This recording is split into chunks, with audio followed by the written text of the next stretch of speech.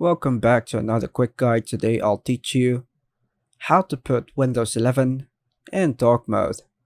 And it's literally an easy process. Make sure to watch until the end of the video to know how it's done.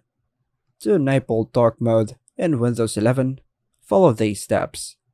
Firstly, in the settings window, go ahead and find the personalization from the options. On the left sidebar, choose personalization.